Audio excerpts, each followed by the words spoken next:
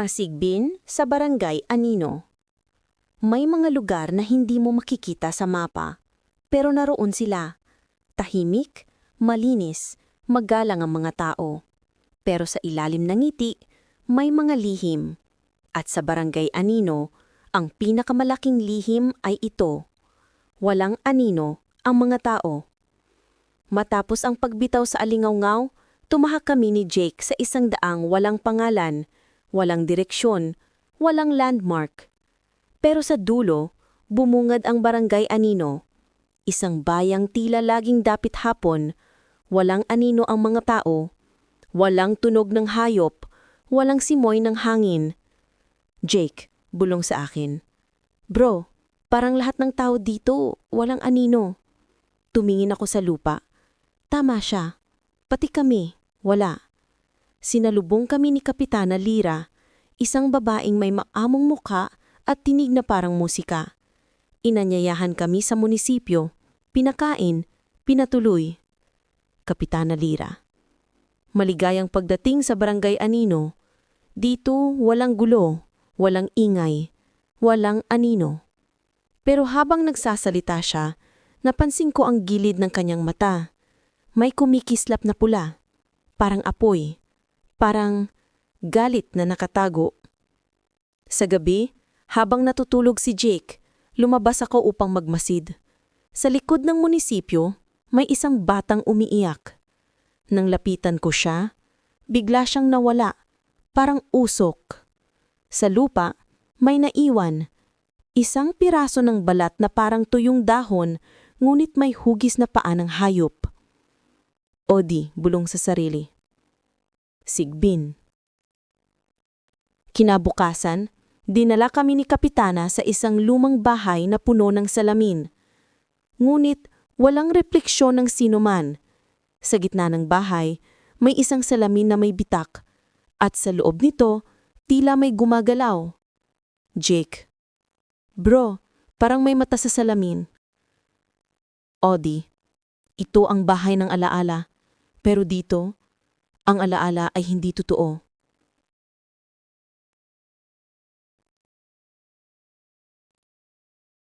Sa Barangay Anino, hindi lahat ng ngiti ay totoo.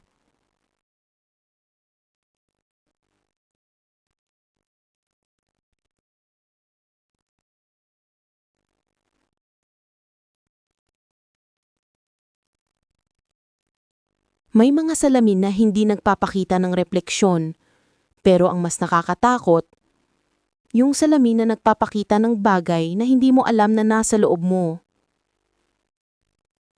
Ang bahay ay luma, gawa ng kahoy na tila kinain na ng panahon.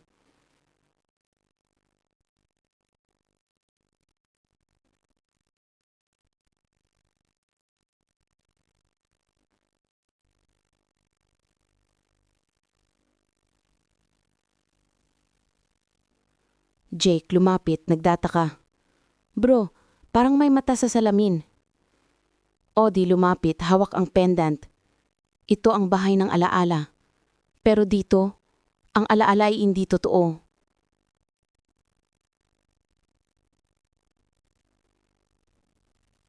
Bata Odi, bakit mo sila hinahanap ngayon lang?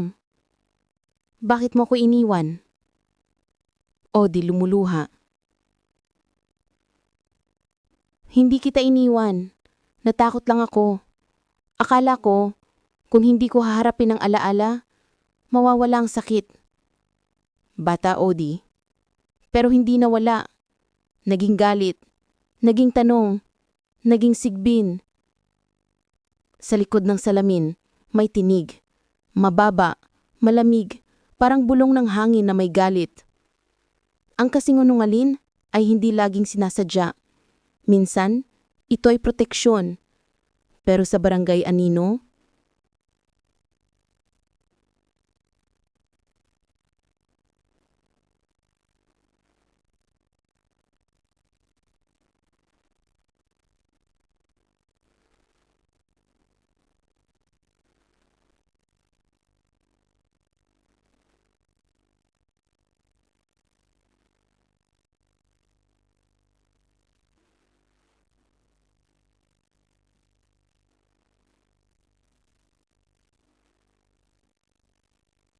Odi, mahina ang boses. Hindi ako nagsisinungaling. Sigbin, talata ba? Hindi mo ba sinabing okay ka kahit hindi? Hindi mo ba sinabing hindi mo sila sinisisi?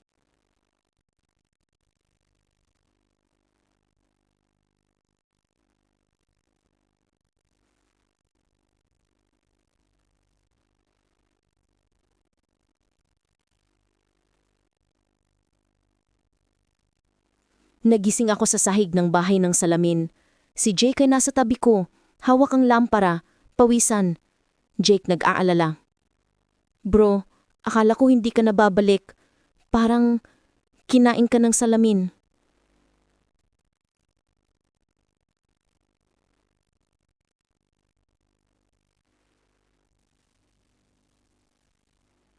Odi tumayo na nanginginig.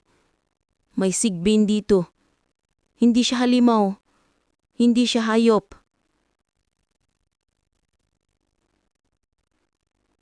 Pagbalik namin sa munisipyo, sinalubong kami ni Kapitana Lira. Ngumiti siya, pero ang ngiti niya ay hindi umaabot sa mata. Nagustuhan niyo ba ang bahay ng mga salamin? Diyan kami naglalagay ng mga alaala para hindi na bumalik.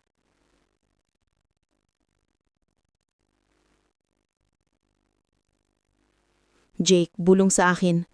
Bro, parang gusto ko nang umalis.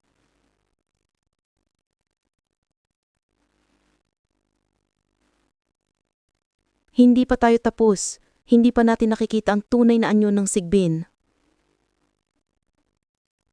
Ang sigbin ay hindi lang nilalang. Isa siyang salamin. Isa siyang tanong. Isa siyang kasinungalingan na ayaw mong aminin. At sa barangay Anino, siya ang hari. May mga sandali na kahit may ilaw, hindi mo makitang totoo. Dahil ang ilaw ay kayang dinlangin. At sa barangay Anino, ang ilaw ay hindi palaging ilaw. Sa gitna ng plaza, may isang ilaw na laging bukas. Isang lampara na nakasabit sa punong walang dahon. Sabi ni Kapitana Lira, ito raw ang ilaw ng katotohanan. Pero habang tumatagal kami sa barangay, napansin namin hindi ito nagbibigay init. Hindi rin ito nagpapakita ng anino.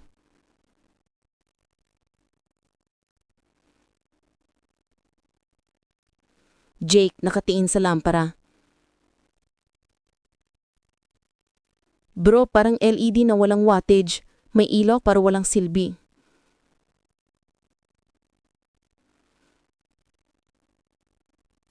O di hawak ng tendant. Baka hindi ito ilaw. Baka ito mismong kasinungalingan.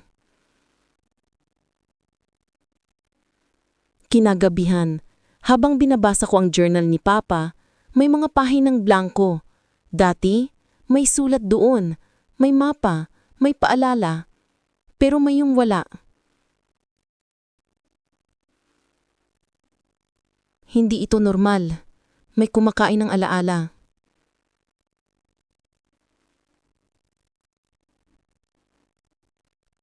Jake lumapit hawak ng aklat ng aningaw-ngaw. Bro, pati ito. May mga pahinang nawawala parang binura.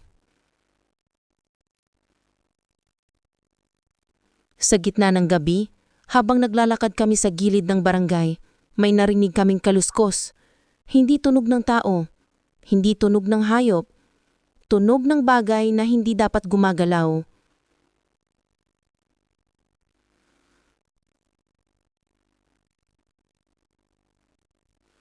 Sa ilalim ng punong walang dahon, lumitaw ang sigbin. Hindi buong anyo, kundi anino. Baloktot ang katawan, mata ay pula, hiningang babigat. Sigbin, kayo ang mga anak ng kasunduan. Pero hindi kayo totoo. Hindi nyo alam ang totoo. Kaya ako'y naririto.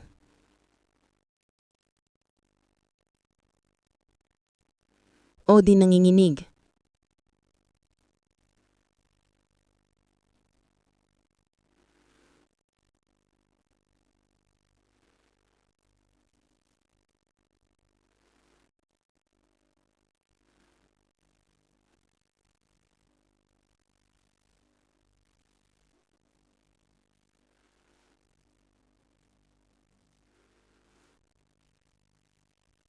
Gusto ko ang kasinungalingan. Gusto ko ang takot. Gusto ko ang alaala niyong hindi niyo kayang tanggapin. Biglang nagdilim ang paligid. Ang lampara sa plaza ay namatay. Ang mga bahay ay nagsara. Ang mga tao ay nawala. Taming kami na lang ni Jake ang natira. Sa harap namin, lumitaw ang salamin mula sa bahay ng mga salamin. Pero ngayon, may refleksyon na. Si Odie. Pero may mata ng sigbin. Si Jake. Pero may bibig na hindi nagsasalita. Bro, yan ba tayo? O yan ang gusto nilang paniwalaan natin? Hindi ko alam. Pero kung hindi natin haharapin to, kakainin tayo ng kasinungalingan. Inilabas ni Odie ang ugat mula sa alingawngaw. Pinahiran niya ito ng langis ng pagbitaw. Sa gitna ng dilim, nagliwanag ito. Hindi maliwanag, pero totoo. Ang sigbin ay umurong. Ang salamin ay nabasag. At sa gitna ng liwanag, narinig nila ang tinig ni Lyra. Hindi bilang kapitana, kundi bilang saksi. Ang sigbin ay hindi kayang tumira sa liwanag ng alaala. Pero kung ang alaala ay kasinungalingan, siya'y nananatili. Hindi lahat ng liwanag ay totoo. Pero ang alaala na tinanggap, kahit masakit, ay kayang magbigay ng gabay. At sa Barangay Anino, iyon ang kailangan naming hanapin. May mga alaala na hindi mo alam kung totoo. Dahil minsan, ang kwento ay binubuo ng takot. At ang takot ay kayang magpanggap bilang alaala. Pagbalik namin sa munisipyo, tahimik ang lahat. Si Kapitana Lyra ay nakaupo sa harap ng altar ng barangay, nakapakit, tila nagdarasal. Sa paligid, may mga larawan ng mga taong hindi namin kilala, mga mukha na walang mata, mga ngiti na walang laman. Bro, parang horror museum to. Bakit walang pangalan ng mga larawan? Baka hindi sila alaala. Baka sila ay kasinungalingan na naging totoo. Lumapit si Lola Nida, isang matandang babae na tila hindi napapansin ng iba. Sa kanyang kamay, may hawak siyang lumang aklat, hindi bahagi ng aklat ng alingawngaw, kundi tala ng Barangay Anino. Dati, may anino ang mga tao rito. Dati, may araw. Pero nang dumating ang sigbin, unti-unting nawala ang liwanag. Hindi dahil sa dilim, kundi dahil sa kasinungalingan. Ang sigbin ay hindi dumating bilang halimaw. Dumating siya bilang tanong. At sa bawat tanong na hindi sinagot, siya'y lumakas. Sa isang silid sa likod ng munisipyo, natagpuan ko ang isang lumang salamin. Bitak-bitak na, ngunit malinaw. Sa loob nito, nakita ko ang manaang ina ko. Nakaupo, umiiyak, may hawak na sulat. Anak, kung sakaling hanapin mo kami, hanapin mo muna ang totoo sa sarili mo. Biglang naglaho ang imahe. Sa salamin, lumitaw ang sigbin. Ngunit hindi sa anyo ng halimaw. Sa anyo ko, ako. Pero mas takot, mas galit, mas puno ng tanong. Sa gitna ng plaza, muling lumitaw ang sigbin. Buo na ang anyo niya. Baluktot ang katawan, mata ay pula, hininga ay mabigat. Sa paligid, ang mga tao ay nakatayo. Nangingiti, ngunit walang anino. Odie, anak ng kasunduan, handa ka na bang tanggapin na hindi mo alam ang lahat? Oo, hindi ko alam kung nasan sila. Hindi ko alam kung totoo ang lahat ng kwento. Pero alam kung totoo ang takot ko. At kung totoo ang takot, totoo rin ang tapang. Inilabas ni Odie ang panyo mula sa alingawngaw, ang pendant ng kanyang ama at ang ugat ng punong engkanto. Sa gitna ng plaza, isinagawa niya ang ritual ng pagkilala. Hindi para sa sigbin, kundi para sa sarili. Sa bawat kasinungalingan, may alaala. Sa bawat alaala, may tanong. At sa bawat tanong, may sagot, kahit hindi buo. Ang sigbin ay umurong. Ang mga tao ay nagkaroon ng anino. At ang liwanag ng lampara ay muling nagbigay init. Hindi ko pa rin alam kung nasan ang biringan. Hindi ko pa rin alam kung buhay pa sila. Pero alam kong may daan.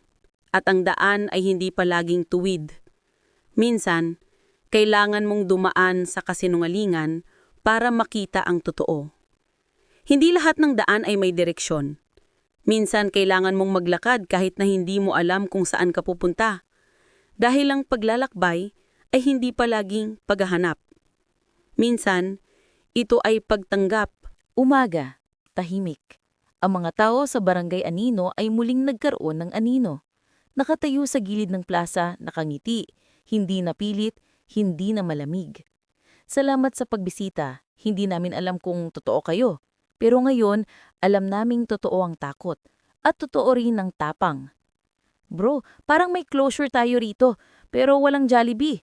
Hindi pa ito biringan, pero mas malapit na tayo.